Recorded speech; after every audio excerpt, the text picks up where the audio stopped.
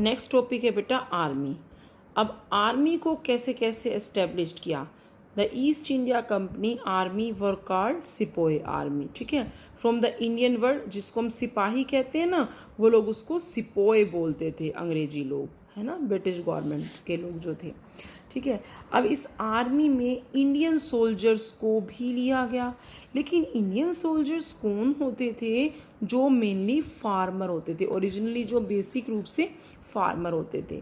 हालांकि क्या होता था कि जो फार्मर्स थे वो आर्मी को ज्वाइन नहीं करना चाहते थे, पर उनको ज़बरदस्ती आर्मी में एंट्री कराई जाती थी। ठीक है, और जितने भी सिपोइस थे, ब्रिटिश कंपनी उनको क्या करती थी? वेल ट्रेन करती थी और हमेशा डिसिप्लिन में रखती थी बेटा। ठीक है, तो जो ये डिसिप्लिन वाली क्वालिटी है, ट्रेनिंग वाली क्वालिटी है, तो हमने पहले भी पढ़ ली थी ना सब्सिडियरी अलायंस के अकॉर्डिंग। तो इन्होंने अब इसको और भी ज़्यादा ट्रेनिंग देनी शुरू कर दी और कंपलसरी इस चीज़ को अब कर दिया गया था। ठीक है, तो जो आर्मी होती थी वो मस्केट और मैच लोग यूज़ करते थे। दो टाइप की इसमें गन बताई गई है बेटा। मस्केट्स वो होती थी जो गन, ये दोनों ही गन हैं। मस्केट वो गन थी जिसको पैदल सेना यूज़ करती थी, और मैच लोग वो गन थी जिसको मैच से ही, जो मैच बॉक्स होता है ना, माचिस की तीली से ही उसको जलाया जाता था। ठीक है, तो इस तरह की आर्मी की ट्रेनिंग दी जाती थी बाय द ब्रिटिश गवर्नमेंट। ठीक है, तो ये इस तरह की आर्मी ब्रिटिश ने अपनी तैयार कर ली थी। और दूसरी सबसे बड़ी बात थी कि जो भी आर्मी को ज्वाइन कर रहा है वो लोग बिल्कुल क्या होंगे? लॉयल होंगे, पूरी तरीके से उन विश्वसनीय बने रहेंगे अंग्रेजी सरकार के। ठीक है बेटा, नेक्स्ट टॉपिक है आपका पुलिस। पुलिस जो आज आपको सभी को पता है पुलिस के बारे में, तो बेटा ये भी अंग्रेजों की ही देन है जो पुलिस है हमारी आज की। ठीक है, तो कुछ चीज़ें अच्छे भी वो हमारे साथ करके गए हैं जो हम आज भी यूज़ कर रहे हैं उस प्रोसेस का। इसको लॉर्ड कॉर्नवालिस ने सबसे पहले इस पुलिस फोर्स को बनाया था, शुरू किया था। ठीक है, और इसमें क्या होता था बेटा, जो भी पुलिस फोर्स थी, ठीक है, इंडिया की, वो उसके अंदर जितने भी लोगों को अपॉइंट किया जाता था, तो जो सीनियर पोस्ट होती थी ना बेटा, वो लोग अपने ब्रिटिश लोगों को ही देते थे। जो छोटे छोटे ओहदे होते थे वो ओहदे दिए जाते थे इंडियंस को, बट जो अगर सीनियर पोस्ट अगर है तो वो सिर्फ अंग्रेजों को ही दी जाएगी। ठीक है, अब है East district consisted of many thanas. थाना सुना है ना, थाना होते थे डिस्ट्रिक्ट के, और वो जो थाना था उसका जो हेड बनाया जाता था वो दरोगा होता था। टाउन और विलेजेस में कौन अपॉइंट किए जाते थे? एज अ कोतवाल और चौकीदार्स। ठीक है, नेक्स्ट आपका आता है बेटा, मैंने अभी बताया था आपको कि जो सुप्रिटेंडेंट है उसको भी, जो डिस्ट्रिक्ट का मेन हेड होता था वो सुप्रिटेंडेंट होता था। ओके, और जितने भी इस पुलिस महकमा में लोग काम करते थे वो अधिकतर कौन होते थे? करप्शन से भरे हुए होते थे, है ना। पुलिसमैन करप्ट होती थी, क्रूल होती थी, निर्दयी। करप्शन होता है बेटा भ्रष्टाचार, क्रूल होता है आपका निर्दयी, और अनसिंपैथिक थी। उनको किसी भी व्यक्ति से सहानुभूति नहीं थी। उन्होंने जो कह दिया वही इंडियंस को करना है, वरना वो अपनी कोई ऐसी पॉलिसी उन पर थोप देते थे या बहुत ज़्यादा उन लोगों की पिटाई करते थे जो ब्रिटिश गवर्नमेंट का कहना नहीं मानता था। ठीक है, नेक्स्ट टॉपिक आता है आपका जुडिशरी। जुडिशरी मतलब जो न्याय तंत्र होता है, वो भी उन्होंने बनाया था। 4 नंबर का वो है उनका एजेंसी।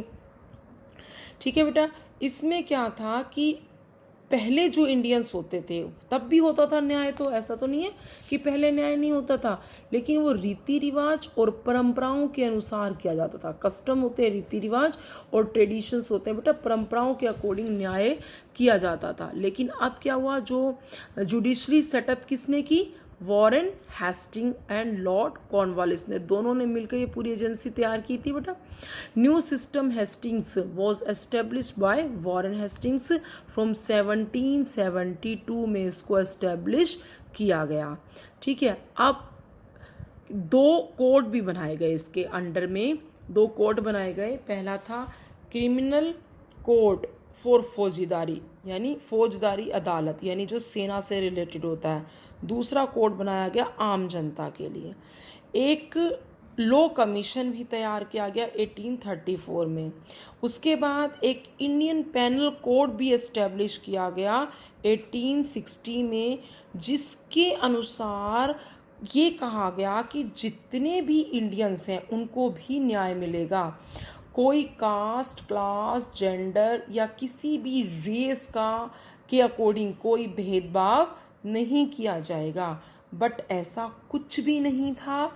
वो लोग सिर्फ इसको कहने के लिए लॉ बना देते थे, और जबकि होता वही था जो मैंने आपको बताया था कि ज़बरदस्ती, प्यार से, जैसे भी हो, गवर्नमेंट को अपना कहना इंडियन से मनवाना ही है।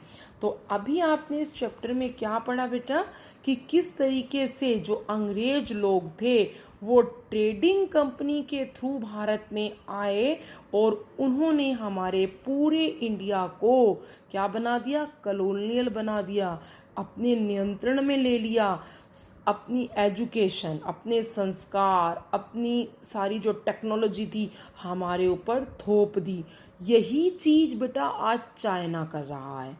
चाइना भी ट्रेड के मीडियम से भारत को अपने वश में करता जा रहा है, और हम पहले तो उन्होंने ज़बरदस्ती किया बेटा, और हम आज अपने हाथ से चाइना को अपना सारा पैसा कमा कर उनको अमीर बनाते जा रहे हैं। जैसे ट्रेडिंग कंपनी ब्रिटिश सरकार ने हमारे यहाँ एस्टेब्लिश की थी ना, है ना, ऐसे ही इंडिया अब चाइना अब क्या कर रहा है, चाइना भी ऐसे कर रहा है।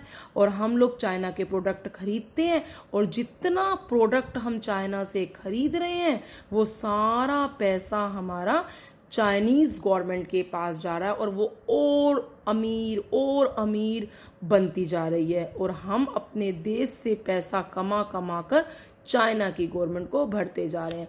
तो बेटा थोड़ा ध्यान रखना पड़ेगा हमें इस चीज़ का कि अगर हम अभी टाइम पर नहीं संभलते हैं तो क्या हो सकता है।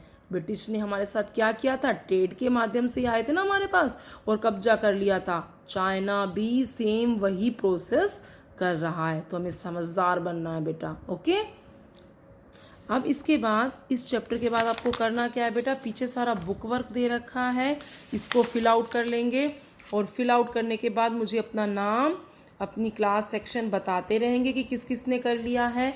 एक बार इसका ये जो ये जो दिया हुआ है आपका टाइमलाइन यहाँ पे दिया हुआ है, इसको मैं डिक्टेट कर रही हूँ। ईस्ट इंडिया कंपनी 1600 में आई थी, 1651 में उसने अपनी फर्स्ट फैक्ट्री बनाई थी। इधर फ्रेंच ने जो अपनी फर्स्ट फैक्ट्री बनाई थी 1664 में बनाई थी। बक्सर की बैटल कब हुई थी, 1764 में हुई थी बेटा। डॉल गवर्नमेंट 1765 में किया गया था बंगाल में, याद होगा आपको बेटा। और एंग्लो मैसूर वार कब से कब तक लड़ा गया था, उसमें कौन विनर बना था। एंग्लो मराठा वार कब से कब तक लड़ा गया था, उसमें कौन विनर रहा।